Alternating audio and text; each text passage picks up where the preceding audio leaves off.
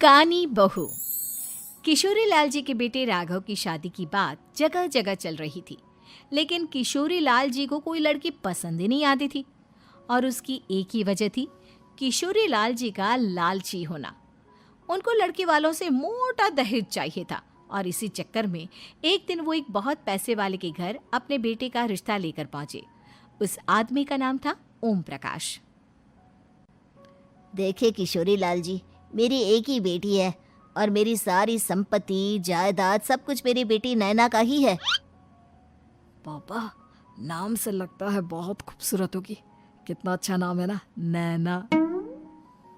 ओ, वैसे बात तो सही है आपकी। अब इतना पैसा है, जमीन जायदाद है, इकलौती बेटी, आप भी क्या करेंगे? सब कुछ उसे ही देंगे ना। बिल्कुल ठीक पहचाना आपने।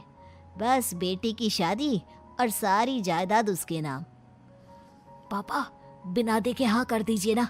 इतना अच्छा रिश्ता फिर कहाँ मिलेगा? माला माल हो जाएंगे हम। मैं अपनी बेटी को बुलाता हूँ। अरे नहीं नहीं नहीं नहीं, आपकी बेटी का नाम नैना है, सुनकर ही लगता है बहुत सुंदर होगी। रहने दीजिए अंकल, मैं तो आपकी बेटी के नाम से ही इतना खुश हो गया हूँ कि उसे बिना देखे शादी करने को तैयार हूँ। अब तो मैं उसका चेहरा सीधे शादी के बाद ही देखूंगा। और इस तरह राघव नैना का चेहरा नहीं देखता और उससे शादी कर लेता है।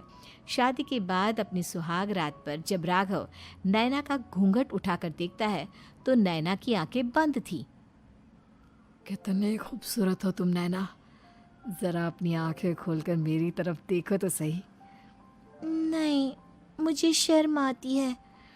अरे, मैंने तुम्हें शादी से पहले भी नहीं देखा, और अब अगर तुम आंखें खोलकर मुझे देखोगी भी नहीं तो मुझे अच्छा कैसे लगेगा?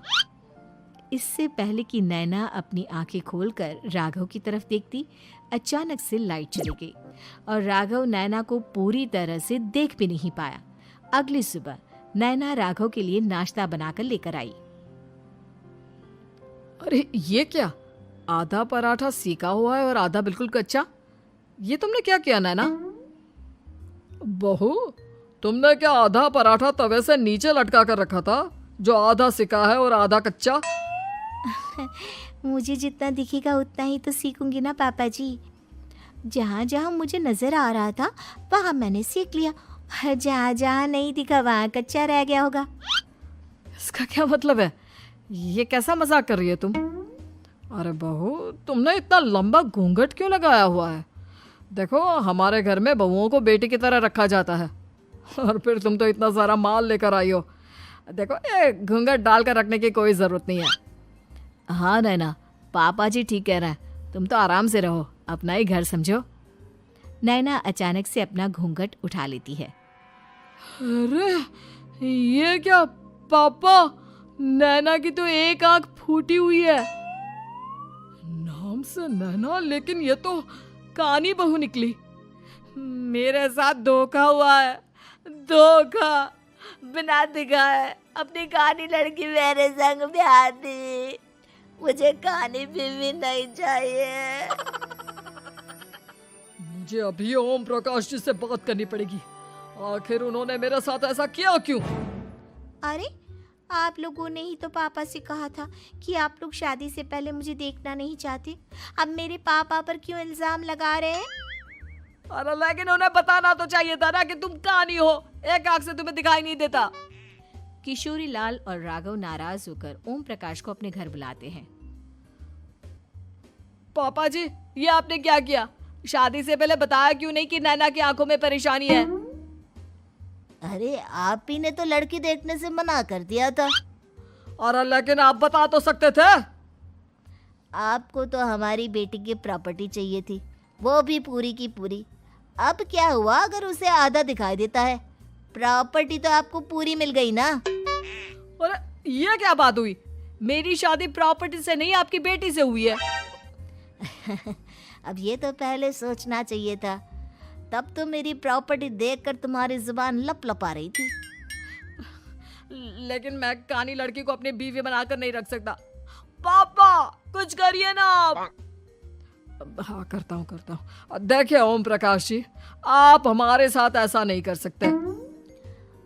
और तुम देखो, अगर तुमने मेरी बेटी से शादी तोड़ी ना, तो जो भी प्रॉपर्टी मैंने तुम्हें दी है वो तो पूरी की पूरी वापस ले ही लूँगा, और आधी प्रॉपर्टी तुम्हारी भी लूँगा। अरे मेरी आधी प्रॉपर्टी भला क्यों लेंगे आप? इसलिए क्योंकि मेरी बेटी को आधा नज़र आता है और उसकी नज़र अभी तक तुम्हारी आधी जायदाद पर ही पड़ी है। अब तुम उसे घर से निकालोगे तो कुछ तो लेकर जाएगी ना। और अगर हम आपकी बेटी को अपने घर की बहू बना कर रखे तो? तो तुम्हारी पूरी प्रॉपर्टी तुम्हारी ही रहेगी, और जो मैंने तुम्हें दिया है ना, उसमें से बस मैं आधा लेकर जाऊंगा। अरे लेकिन अब आप अपनी दी हुई प्रॉपर्टी में से आधी वापस क्यों लेकर जाएंगे? अगर मैं आपकी बेटी को अपनी पत्नी बनाकर रखने को तैयार हूं तो? इसलिए ताकि भविष्य में अगर तुम मेरी बेटी को धोखा दो तो उसके पास कुछ तो रहे जो पति का हो। वैसे मेरे पास तो बहुत कुछ है, लेकिन अपने पति की कोई निशानी तो उसके पास होनी चाहिए ना। अब अगर तुमने मेरी बेटी को कानी कहा तो तुम्हें प्रॉपर्टी भी कानी ही मिलेगी, पूरी नहीं। जमाए राजा। किशोरी लाल और राघव समझ चुके थे कि वो बुरी तरह फंस चुके हैं और अब उनके पास वहां से निकलने का कोई चारा नहीं है। अब समझ में आया ना, लालच बुरी बला होती है। एक तो तुम्हें प्रॉपर्टी मिली, ऊपर से बीवी मिली, उसमें तुम्हें नखरे भी दिखाने हैं। आए बड़े, चुपचाप बैठो दोनों। कुछ दिनों के बाद नैना राघव की कार लेकर बाजार घूमने निकलती है और जब कार लेकर वापस आती है, ये क्या? एक तरफ से मेरी गाड़ी पूरी खराब हो चुकी है।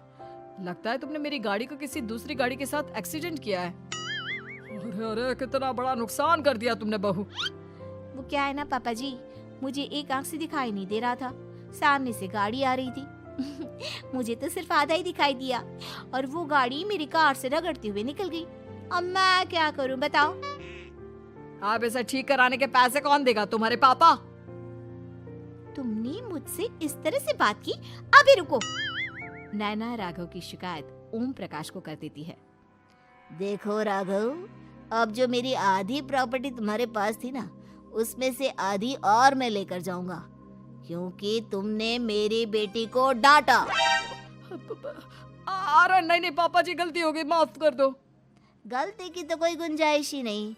अगली बार मेरी बेटी को डांटा तो बची हुई आधी में से आधी और ले जाऊंगा। लालच के चक्कर में हम दोनों ने बहुत बड़ी गलती कर दी बेटा। एक तो तुम्हें कानी बहू मिली और ऊपर से जो माल मिला वो भी काना।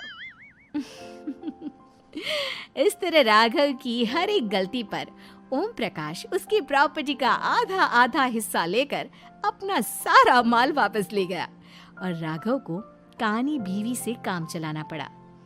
भाई लालच वाकई में बुरी बला है।